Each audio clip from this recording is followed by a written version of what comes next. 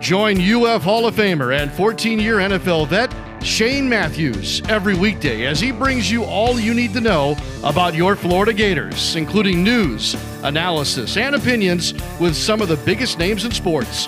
Find us on Spotify, Apple Podcast, Google Podcast, or wherever you listen to your favorite podcasts, or watch us live at 8 a.m. on Facebook, YouTube, and Twitter.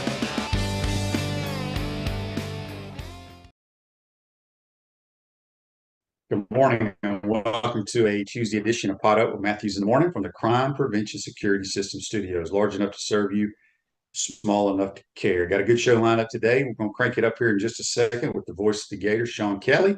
Second portion of today's program, we're talking NFL football with CBS's Pete Prisco. Again, thoughts and prayers out to Mike Leach and his family. Still no word there from anyone. I'm going to ask Sean Kelly, who's on the Titan MR hotline. Good morning, Sean. How are you, my man? Good, Shane. Game week again. How we doing? I'm doing well. I wanted to ask you first, obviously, with the news about Mike Leach, it's unbelievable, quite honestly. Did you ever call any Mississippi State games and sit down with him and talk to him? No, I never did, which is strange because of all his stops along the way, that I'd never actually had a game that involved him specifically. So, again, I think all of us are trying to get more information about this and be respectful at the same time. It's just such a massive heartbreak for so many people in college football right now, and we're pulling for Coach as best we can. Yeah, I have some friends of mine that are very close to him and his family, and it's heartbreaking right now, but we're hoping for a miracle for sure. Just wanted to bring you in. Obviously, we're heading out to Vegas this week. Going to be playing the Oregon State Beavers. What do you know about Oregon State? I mean, it's an odd deal. I mean, you don't really get to ever watch them on TV. Everybody I've talked to, Sean, they're like, Gators don't have a chance. I kind of disagree with that. Oregon State's not a juggernaut on offense. They're pretty solid on defense. But this Gator team, they're going to get some receivers back. We know we're missing Osiris Torrance and Richard Garage on the O-line, but you never know. That's why you go play the game. Yeah, it's interesting. I don't really know what to make of this game other than one team has a lot of question marks and the other really does not at this point. A lot of the Oregon State question marks were earlier in the year. They had a couple of injuries, including their quarterback, that kind of set them back. But the young man that stepped in for Chance Nolan after his injury goes 6-1 as a starter. They have a really good finish to their season. I was in Portland the weekend of the Civil War.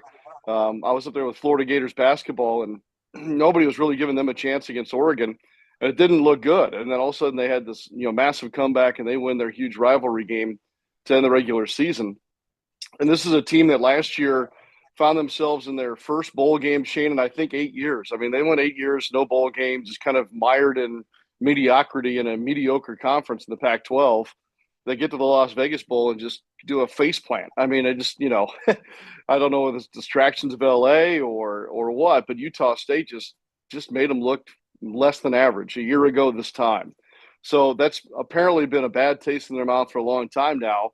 They have a great end of their season, and their roster is now pretty much intact. They have very little question marks about who will play and whatnot. And so they have rhythm going in their direction. They have stability with their roster, and they have motivation in that they're 9-3, one of their best seasons in a long time. And I don't care what anybody from the Pac-12 says. They're getting a crack at an SEC team, albeit a 500 SEC team, and they're going to want to make some news on that front. So that's kind of the Oregon State side of things.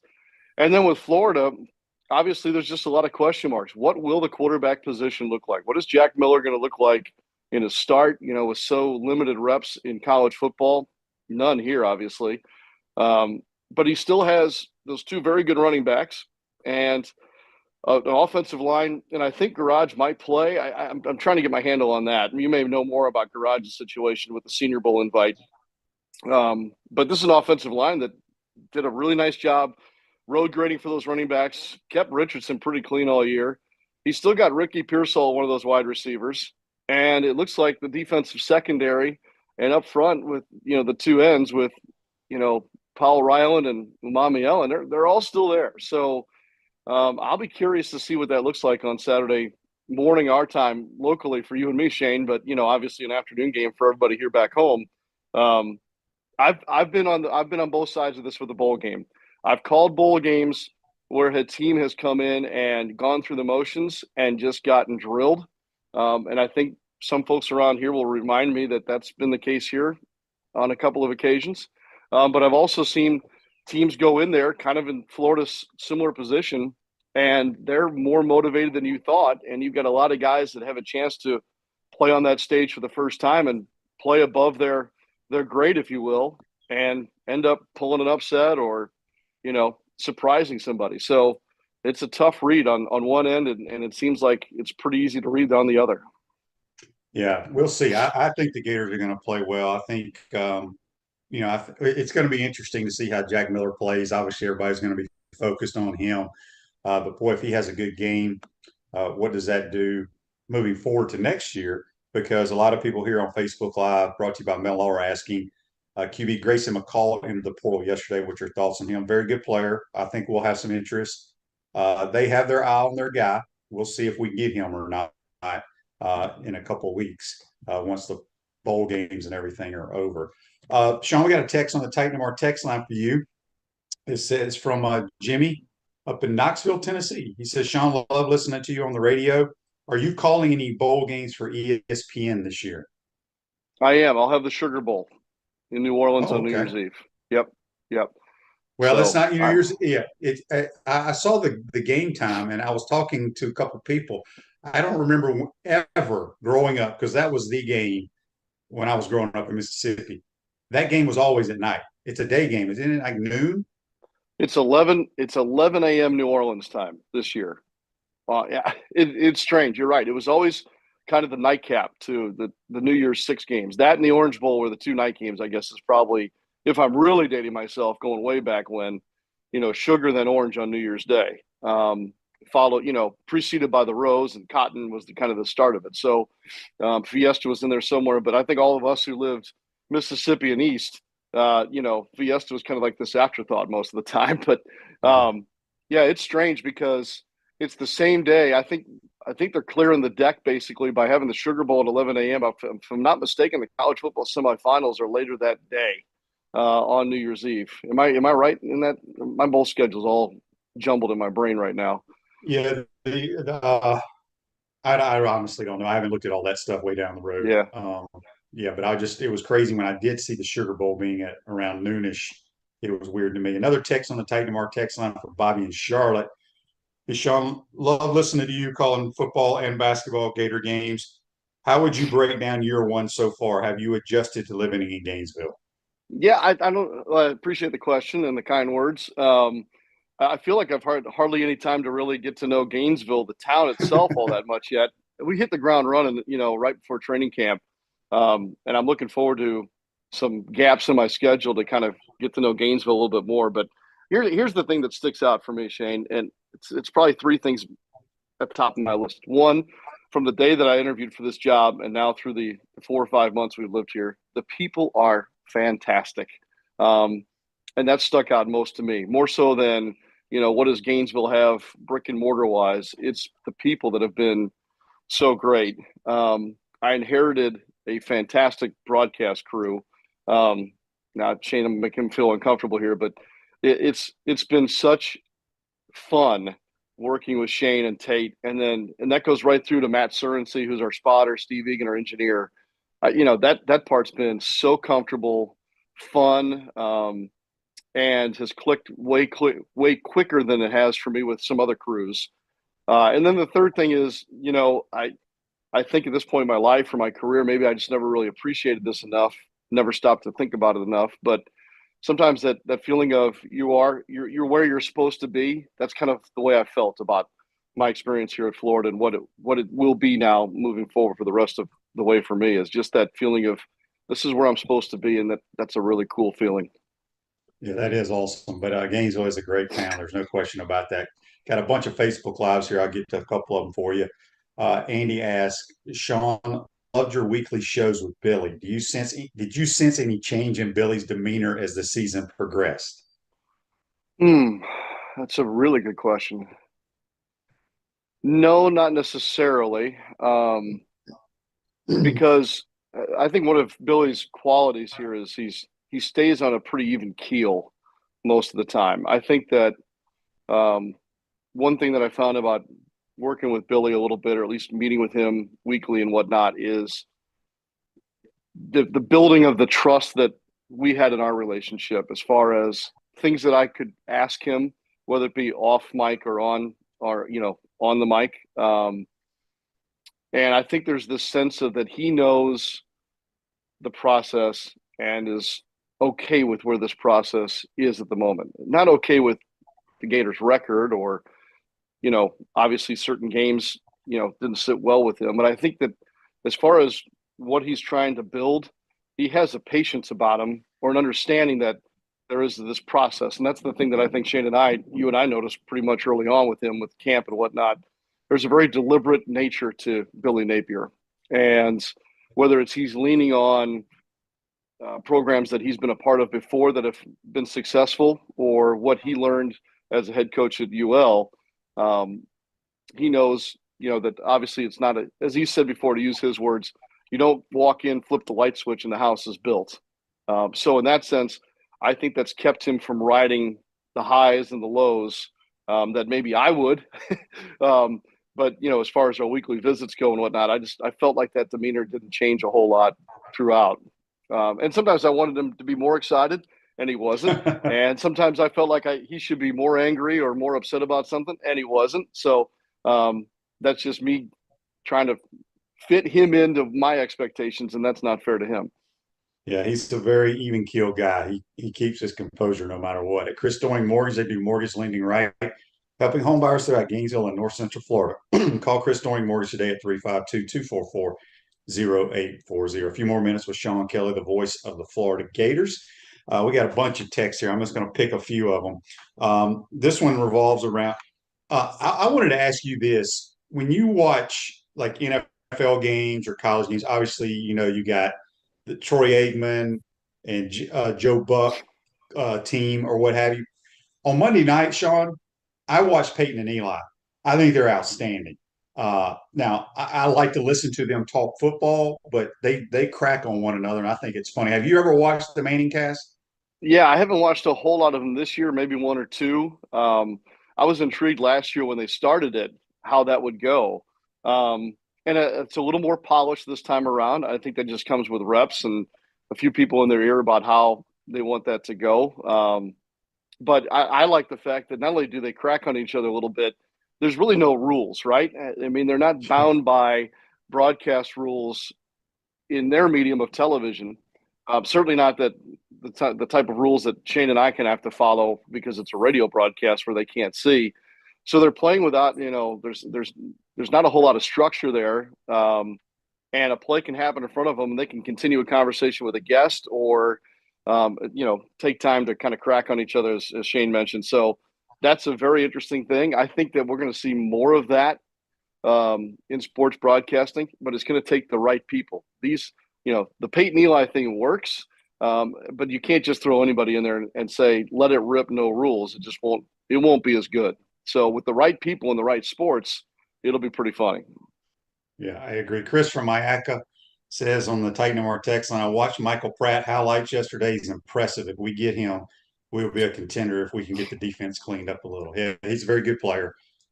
Did you ever watch him play or call any of his games at Tulane, Michael Pratt? No. Well, let me think about that. No, I did not. I did see him play quite a bit. The thing that people, and I still have some folks that cover Tulane, and obviously people who in New Orleans, having just lived there, their comments about him, and I'm being careful here because I need to be careful about what I say and not say about guys. I'll just comment on him as a player, I guess, and just say that the word on him is that he's very tough. He's a really tough kid, which goes on along nicely with his size. But and that makes sense because Tulane, as my dog's jumping into the conversation. That's awesome. Yeah. So that's Bella. Tulane has had to build with him and Willie Fritz and that program. There's nothing easy about playing football at Tulane University. It's a hard school to go to academically. On on the stepladder of New Orleans sports entities. It's way down the list, obviously. But I'm thrilled for Tulane, and it's their best season, obviously, and he's a big reason why. Let's talk a little basketball. We're going to be getting in conference play after the new year. I guess our last game we played was against Connecticut, and boy, what a team they have. Sean, how impressive were they courtside? Yeah, they're really impressive. They play a Dan Hurley basketball. I mean, that is a system team with a couple of nice pieces. It was funny because before the game, I'm looking at the stats, and I had seen him play, twice on television. So I'm trying to match up the numbers with what my eyes saw, and the numbers didn't make a whole lot of sense. There's no like stud on that team. They don't. Nobody's averaging 20 plus points a game. It's not like their starting five, is bordering on double doubles anywhere. But they've got Sonogo, the kid in the middle. They've got some shooters. They've got a nice guard combo going, and then they play Dan Hurley's way, and they're deeper than I think people give them credit for. They've drummed everybody. I mean, they've beaten everybody by double digits. I think they might be a Final Four team, and yeah, Florida ran into one of the best teams they'll see. Really, Shane, all season long. And I'm not sliding the SEC in any way because there's some good ones there this year in the conference too. But when you look back on this schedule, you'll say that UConn was the best or one of the best teams that Florida will have played on this schedule. Yeah, I agree with that 100%. Tom says here on the Titan our text line, he says, what are the similarities and differences between Billy Napier and Todd Golden? Oh, wow. I don't know if I've been around Todd Golden enough to give you a complete answer. The early thought is that I believe both guys identify well with this generation of player in the sense of knowing their needs, when to be playful with them and when to be strong with them. Both guys share that similarity. I think both are process guys. We just talked about Billy in a process. I think Todd's the same way as far as kind of really knowing how he wants to build this program from the ground floor. I would say the difference is, though, Todd's a little more emotional than Billy is. And Todd likes to get in and mix it up and practice. Two different sports, so it's hard to, not a fair comparison, but Todd likes to almost – Billy can't put on full gear and go out there and practice. That's right. And he can't run a route, as much as I think, I'm surprised that Billy hasn't thrown a few more routes, in a practice. Just pick up a ball and jump in that quarterback rotation. Todd likes to get in there and sometimes practice with those guys. I can't wait. I've already told both of these guys, Lee Humphrey and Todd Golden, that before the season out, we will have a game of horse between those two. I want to play in that. You want to get in that? Okay. I do. Because Ty can still shoot the lights out. Lee does still to this day. And Shane, I know you as an athlete, so you're in. So there's three right there. Yeah. But there's a fun aspect to where Todd Golden was like, I'm all in on that, and wanted to know what Lee's career 3-point shooting percentage was. And he quickly remembered his. And so those are fun comparisons to make between those two, because really, as Gator fans, what we want both of those guys to be here a long time and be successful. So to get them both starting in the same season like this, and then watching them do that, simultaneously is going to be, I think, entertaining, at least for me, maybe not for anybody else, but I will enjoy watch. You brought up a good point. I didn't even think about this after watching practice and stuff with Billy, because he stands right there behind the quarterbacks pretty much the whole practice and talks to them. But I remember when I was playing, Coach Spurrier would turn his visor around backwards, get under center, drop back, and make throws against like 7-on-7 and stuff. Now, he wouldn't go real fast, but it is something that, because I do that when I'm coaching as well. I'm going to mention that to Bill. I was like, Billy, you need to start demonstrating to these boys, and maybe that'll help them throw completion. So it'll be interesting for sure. Sean, just a couple more things. We got a few more texts here on the Titan Mark text line. It's from an anonymous texter. Says, Sean, will you be calling baseball games? And I'm not sure if he's referring to Gators or, because you do a lot of major league stuff still for ESPN. Will you be doing any of that in the spring? Yeah, that's the plan. I think that Mick's role with baseball the last several years was to call what they call the digital broadcast. So the television that's on SEC Plus, and those home games I think will be a part of my responsibility. Obviously clear of basketball season. And then as far as radio goes, Jeff Cardozo is the lead guy. He's the voice of Gators baseball. I may, and I don't have clarity on this yet. I may be there to kind of help carry that load a little bit on the radio side, but certainly those SEC Plus games on television, I'll be handling a lot from home. Yeah, but will you do any major league games, you think? Yeah, I think so. I think my baseball schedule with ESPN Radio is kind of, well, it'll be dependent on my Florida schedule. Number one, Florida comes first, and then also at least early in the baseball season, I have NBA responsibilities with ESPN Radio too. So until my NBA playoff schedule is done, that usually doesn't clear the deck for me for Major League Baseball until then. So I think traditionally with my ESPN schedule, my baseball has kind of started like Memorial Day weekend as opposed to the start of the Major League Baseball season. All right, last text here on the Titan War text line for you from Larry. He says, Sean, what was your favorite call or favorite moment from this football season? Wow. It's hard to beat Amari Burney's interception at the goal line or 1 yard deep in the end zone to beat Utah to start the season. I mean, that seems like a year ago right now. But Burney intercepting that football and sealing that win to start the Billy Napier era was pretty cool. I'm sure I could think of a few others. Well, I would probably say, and I wasn't in the booth for this, by the way. I was thinking you may say the ETN long touchdown run against South Carolina. Because remember, I had to leave the booth. That's right. There was some, think about this. There were some big plays this year. The shorter touchdown, maybe that was Missouri. Was that the Missouri game? Well, he did it on the second play from scrimmage against Eastern Washington. Yeah. I think he also, there was another big one, same play against Missouri.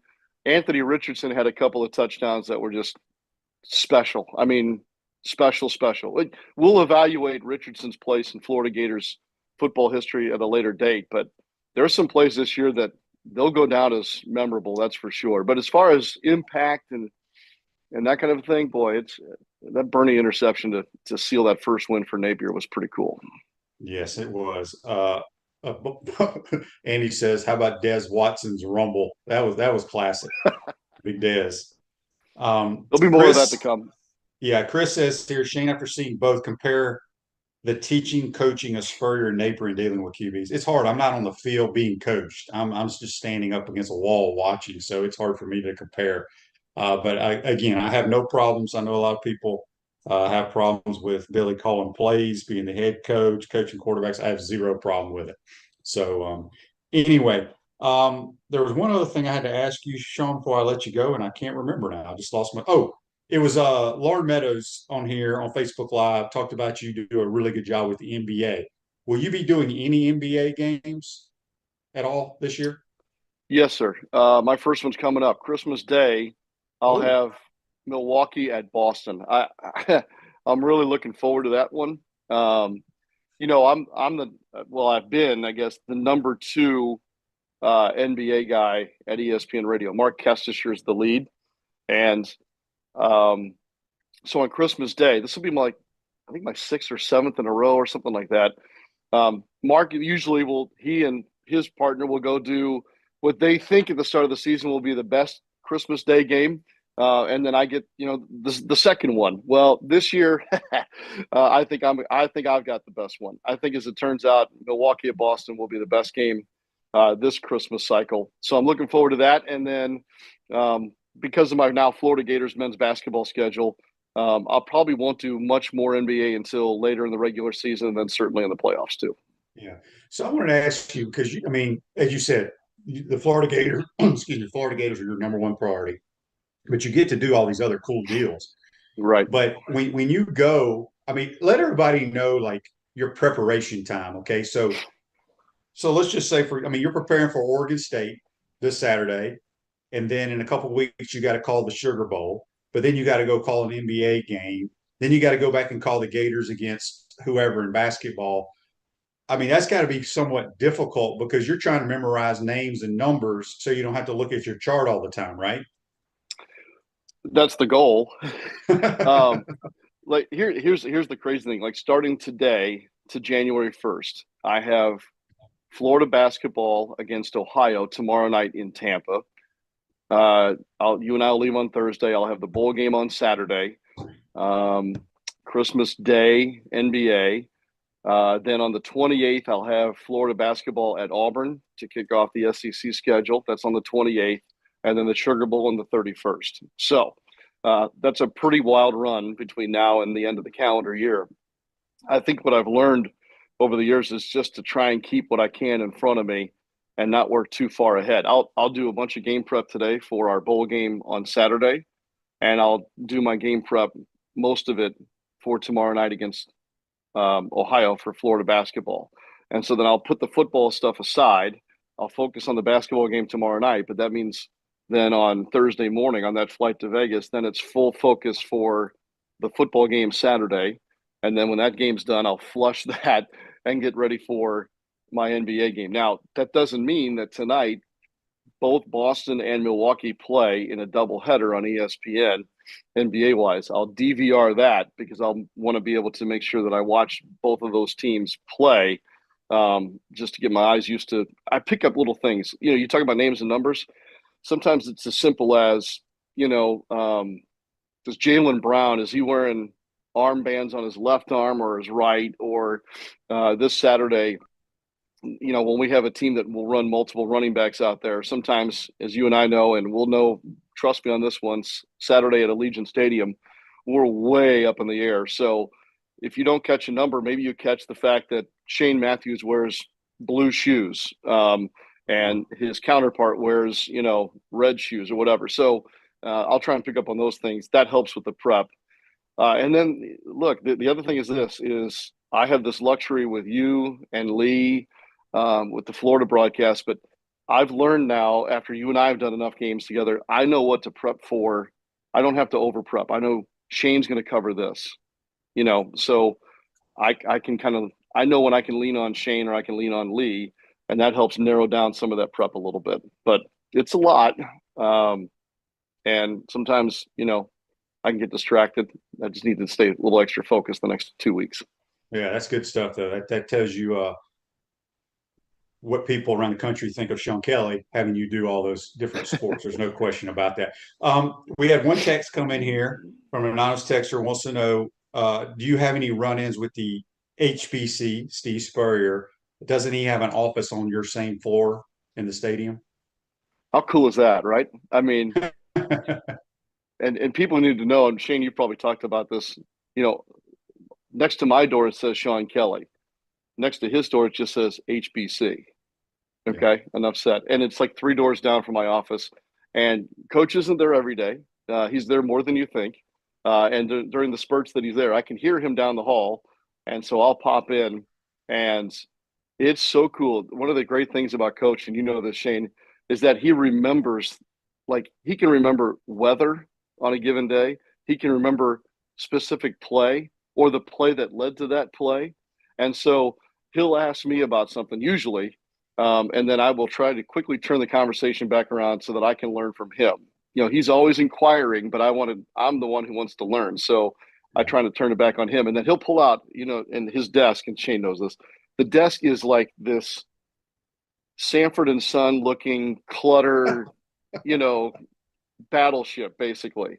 And somehow he'll find some scrap of paper, and then he'll literally draw out a play, whether it's one that he's thinking about at the time, or he'll show me the play that beat Clemson the year that he felt like they turned the corner with the program, and this is why the play worked. And then he'll go, well, hold on, we ran this play first, and then I read how they defended that, so then we did this play. I'm telling you right now, it's like, I think in this day and age of digital and all this access that we have on the internet, master class is a cool thing. Or if I need to fix, a table leg, I can pull up a YouTube video and I'll, learn how to maybe fix something on the fly that you wouldn't know otherwise.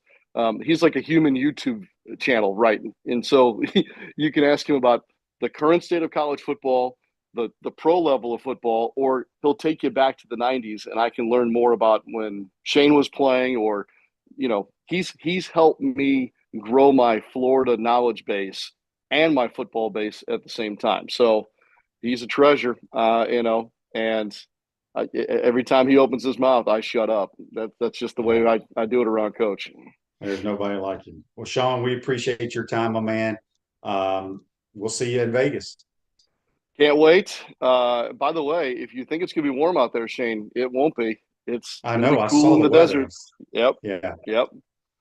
Very chilly. Very chilly. We appreciate your time, my man. Appreciate it. Thanks, Shane. See you this week. Okay. That's Sean Kelly, the voice of the Florida Gators. We're going to take a quick time out. Come back. We'll be joined by Pete Prisco from CBS, talking a little NFL. You're watching and listening to Pot Up with Matthews in the Morning. Time to pay the bills, and we appreciate all these great sponsors. Our premium sponsors: Crime Prevention Security, Titan MRI, Meldon Law, Peachland Dental, Comfort Temp, QC Kinetics, Campus USA Credit Union, Dave & Buster's. Our Gridiron sponsors are Auto ER, UF Bookstores, Celebration Point Town Center, Chris Doring Mortgage, Silverback Concrete, Ruse Ogra, Doreen Weeby Realtor. Our touchdown sponsors: Adams Ribs, Gator Dominoes, Celebrate Primary Care, Gator Bait Media, Okido, Style Cuts, Ironwood Golf Course, Big Mills, MB Listing, McDonald's Gainesville, 84 Lumber, Tropical Smoothie, Aver and Smith, Dowling Signs, Baker Sporting Goods, Silver Cube. Pro football legend Emmitt Smith understands your joint pain. It does not surprise me that there are a ton of people out there that's in pain. That's why Emmitt is such a proponent of QC Kinetics, offering real lasting joint pain relief with non-surgical, all-natural biologic treatments. Whether it's a joint pain, ankle pain, shoulder pain, neck pain, back pain, hip pain, any kind of pain, the body eventually will break down when it's under that much stress. That stress can cloud your judgment to the point that you'll just say yes to the scalpel or yes to another prescription of pain pills. But maybe it's time for a second opinion from QC Kinetics. The reason why I would recommend this is because the natural biologics that QC Kinetics is providing you gives your body a chance to naturally heal itself. Restorative, regenerative solutions are here. Get lasting relief and live your life. Call QC Kinetics, 352-400-4550. That's 352-400-4550. QC Kinetics, 352-400-4550. Hi, Steve Spurrier here. You know, making a reservation at my restaurant is easier than a Saturday afternoon homecoming game against Vandy. You don't have to call or email. Just go to spurriers.com, hit the reservation button, pick a date, number of guests, and a time. It's so simple, I can do it. In fact, I just did. Maybe I'll see you tonight.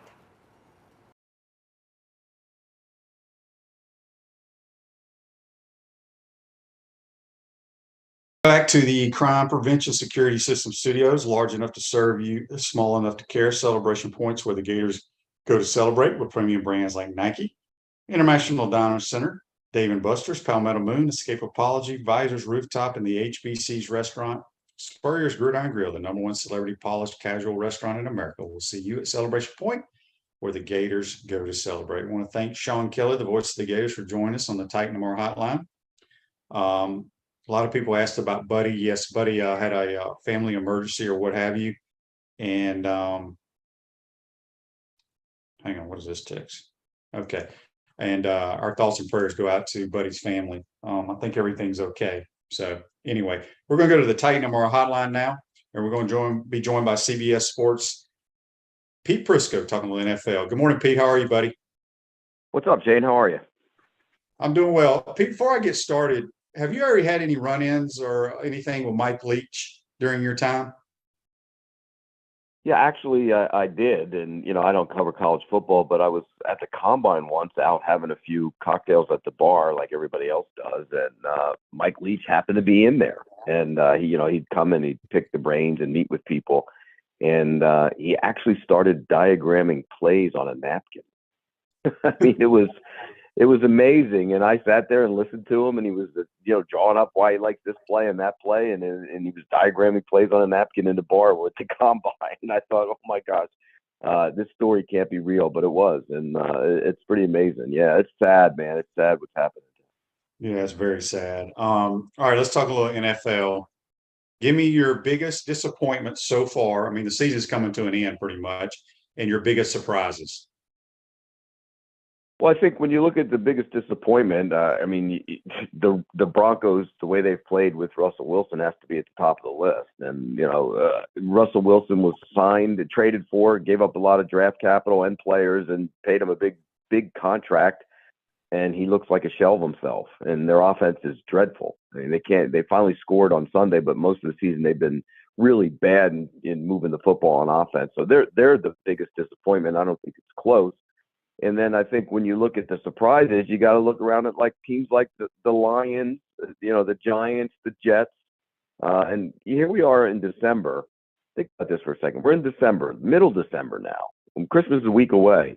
And you're going to have the Detroit Lions, the Carolina Panthers, the Jacksonville Jaguars, the New York Giants, the New York Jets, and Washington Commanders all playing meaningful games in mid-December. I mean, that just tells you how crazy it is in terms of trying to pick this league and try and figure it out, because it's wild right now. Yeah, it really is. I mean, I think I do agree with you with the Broncos on a disappointment, but you got to think the Rams coming off the Super Bowl, they've been horrible. But let me ask you this, because I picked the Buffalo Bills to win the Super Bowl this year, and I still think they have a very good chance. But what's going on? They've been, I know you hit those ruts during the long NFL season, but what's going on with Buffalo right now? They're struggling offensively, which surprises me. Well, that's a really good defense they played last week. I mean, that Jets defense is, and by the way, it's only the hint of what's to come. They're going to be really good on defense. They have a bunch of young players on that side of the ball. So it's a good defense, but part of the problem with Buffalo is, well, a couple things. One, the right tackle is awful. And so he can't protect man up. And so they got to chip and help, and that takes people out of the routes. And I think the slot receiver position has been a problem for him. And Isaiah McKenzie hasn't lived up to the hype. So that's why they're bringing back Cole Beasley. They signed him to the practice squad today. So I think he'll be a guy that they'll count on again going forward. But I think they'll be fine on offense. And sometimes I think they get away from what they should be doing, by the way. Now, the conditions might merit that, but when they're there at their best, they're playing fast, free, loose, throwing it around. But that kind of goes against the grain of what Sean McDermott believes in. He's a defensive guy and wants to run the ball. And I think sometimes they get away from that chain. They need to be able to play loose and fast and get back to what they were. And I think they will eventually, but you're right. They're in a little bit of a low right now. And defensively, they're really good. And, losing Von Miller hurts, but they've had a lot of injuries on that side of the ball, and they're now just getting guys back. Andy has a question on Facebook Live brought to you by Mellon Law. Pete, do you think Detroit makes the playoffs? In your opinion, what is the key to their turnaround? Well, I think Jared Goff has played outstanding football. And Jared Goff doesn't get the credit he deserves. I mean, he's been putting up big numbers this year, and there were a lot of people who thought he was just like a rental quarterback for them. I'm not so sure he is. Ben Johnson, their offensive coordinator, is a guy you hear great things about, but I think Jared Goff has really stepped up as a quarterback. And when you look at their schedule, it's tough. I mean, they have a tough schedule, so it's going to be tough for them to get in. But I think with that offense and the defense has made strides as well. I mean, this is their schedule. They have the Jets this week. They're a potential playoff team. They have the Panthers next week. These are on the road. Those are potential playoff teams. The Bears is an easy one, and then you have to go to the Packers. So it's going to be if they get in, it's hard to believe we're saying the Jets and Panthers are tough games, but if they get in, they'll have earned their way in. I think they have a legitimate chance because of that offense. Pete, you watch a lot of tape and you're close to the NFL. 49ers, it seems like every year they have probably one of the best rosters going into the season, and they have serious injuries. Do you think Brock Purdy, the way that he's playing, and it's been a small sample size, and the more tape teams get on him, the more difficult it's going to be for him. But is he solid enough to carry the 49ers through the playoffs? No, your word is 100% accurate. Solid enough, because he's not going to make the mistakes. He's smart. He plays with that swagger a little bit you like to see at the quarterback position. But, the question with him will be, if they're down 10 in the fourth quarter, is he capable of bringing them back? We don't know that yet. We have no idea. There's been like you said, there's a small sample size. you don't know yet. So I have to see it to believe it. But so far, I like what I see. And Kyle Shanahan makes it easy on his quarterbacks. I mean, he really he's does. so good. I think he's the best I mean, play caller in football.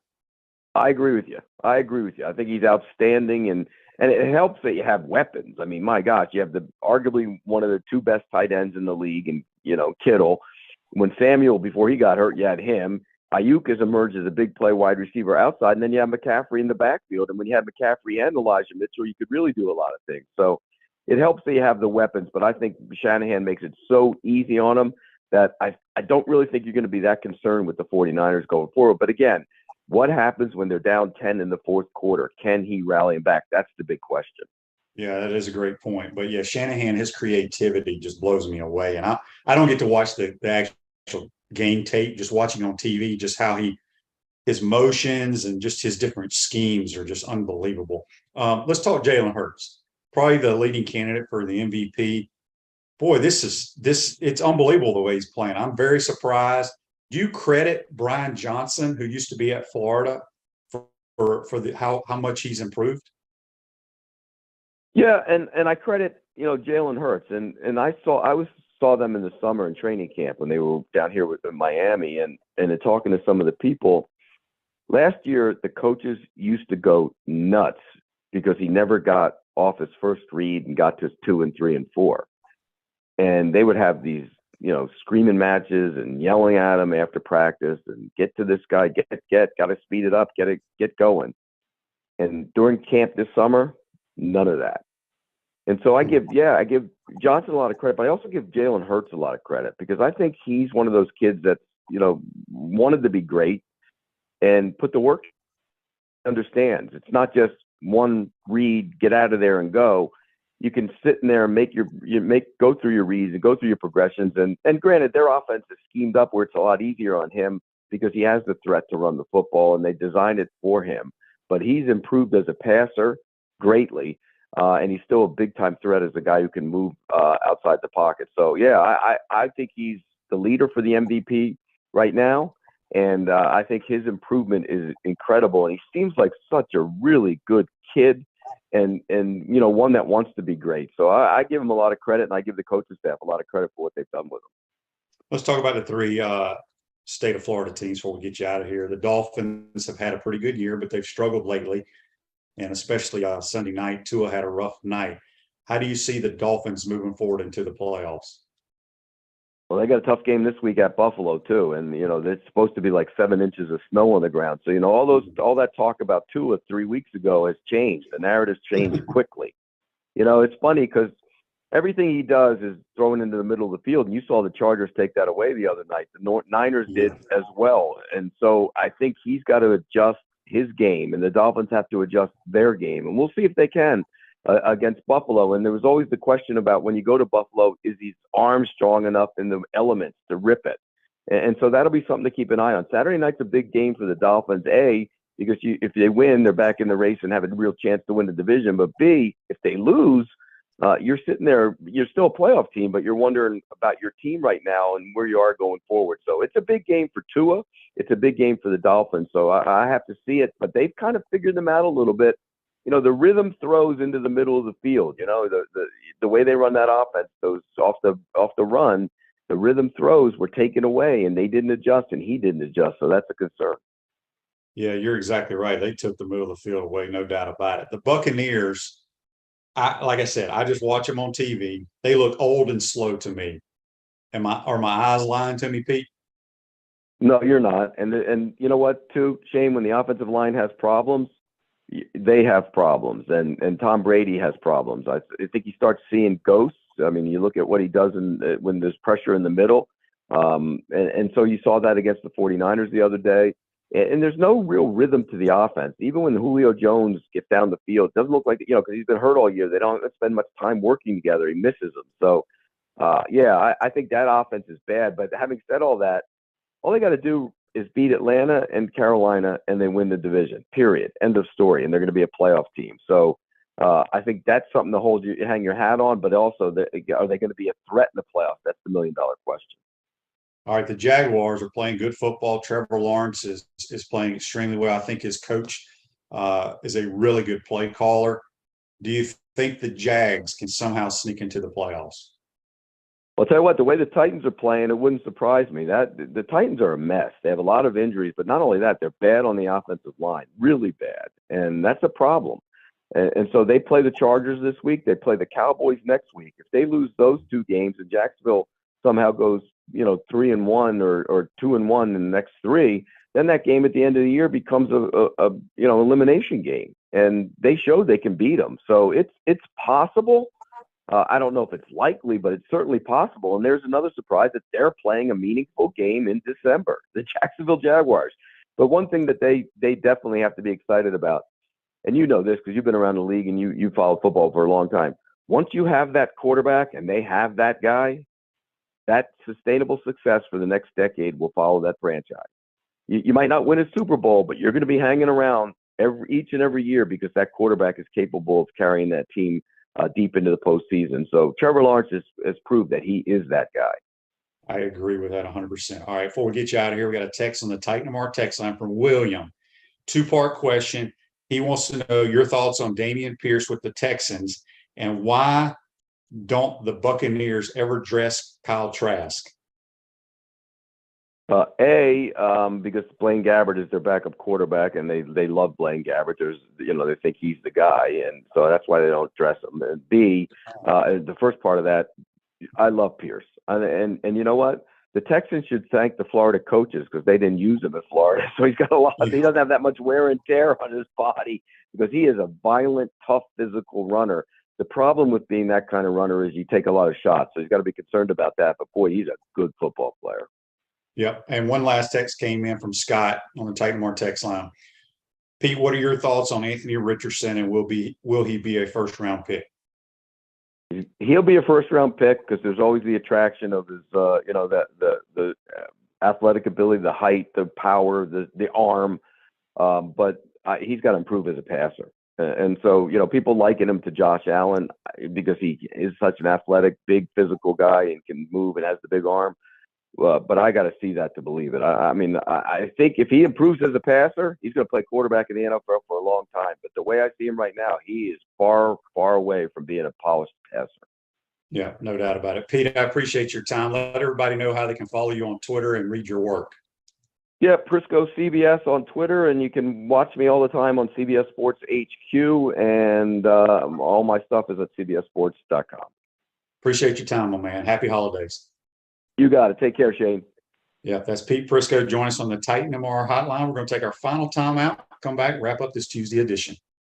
Time to pay the bills, and we appreciate all these great sponsors. Our premium sponsors, Crime Prevention Security, Titan MRI, Meldon Law, Peachland Dental, Comfort Temp, QC Kinetics, Campus USA Credit Union, Dave & Buster's. Our Gridiron sponsors are Auto ER, UF Bookstores, Celebration Point Town Center, Chris Doring Mortgage, Silverback Concrete, Ruse Odra, Doreen Weeby Realtor. Our touchdown sponsors, Adams Ribs, Gator Dominoes, Celebrate Primary Care, Gator Bait Media, Okido, Style Cuts, Ironwood Golf Course, Big Mills, MB Listing, McDonald's Gainesville, 84 Lumber, Tropical Smoothie, Aver and Smith, Dowling Signs, Baker Sporting Goods, Silver Cube. Hi, Steve Spurrier here. Making a reservation at my restaurant is easier than a Saturday afternoon homecoming game against Vandy. You don't have to call or email. Just go to spurriers.com, hit the reservation button, pick a date, a number of guests, and a time. It's so simple, I can do it. In fact, I just did. Maybe I'll see you tonight.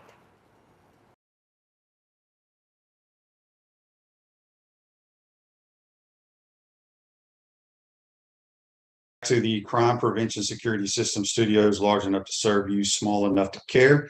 Rose Ogre State Farm offers a team of dedicated insurance professionals ready to help life go right with the right insurance options for you and your family. Visitogreinsurance.com. Give them a call at 352-240-1779. I want to thank Sean Kelly, the voice of the Gators, and Pete Prisco talking about NFL for us on the Titan MR hotline. This Day in Sports, which is brought to you by our good friends at Comfort Temp. Comfort is our business. Peace of mind is our promise. Give Comfort Temp Heating and Air a call today at 352-376-2366. This day in sports in 1997, the 63rd Heisman Trophy Award went to Charles Woodson, DB for Michigan. I think he's the last non-offensive player to win the Heisman, if I'm not mistaken. But that's brought to you by our good friends at Comfort Temp. Frank says here on the Titan Mar text line, assuming Doug Peterson has success with the Jaguars, how long do you think he will coach? He's only, I bet Doug Peterson's 59, 60 maybe. I think he'll coach for a while. I think he's an outstanding coach and a perfect fit for Trevor Lawrence. Don says, Shane, when do you start your coaching job? We start in January, Don. Appreciate the question. Brought to you by Melvin Law on Facebook. This is an anonymous texter saying he's just now listening to this show on Monday. Tell JC, also known as Corn Dog, that he's behind him. Blah, blah, blah. Okay, go Gators. Anyway, tomorrow's program we'll have JC on. We're going to do some bowl picks. I need to get the bowl contest lined up. It'll be one of those deals where you go online and pick all your bowl winners and we'll give out a prize. We got to do that. I got to put that on my list to do for us to have some fun, so who can pick more correct bowl games. Before we get out of here, Andy says, Shane, during bowl week, hang on. During bowl week, why does this thing do this? Oh, this computer. During bowl week, will you be around the team for some of the events, or will you and the media guys do your own thing? Let's see. I'm not going till Thursday morning, so I'll probably see them practice Thursday, and they'll have a walkthrough on Friday. Honestly, Andy, I'm not sure what all we got planned when we get out there. It's a long trip, though. I do know that, but it should be fun. Team leaves today, so they'll be out there an extra couple of days to practice and get used to the climate, although they're playing indoors. But it is going to be cold out there.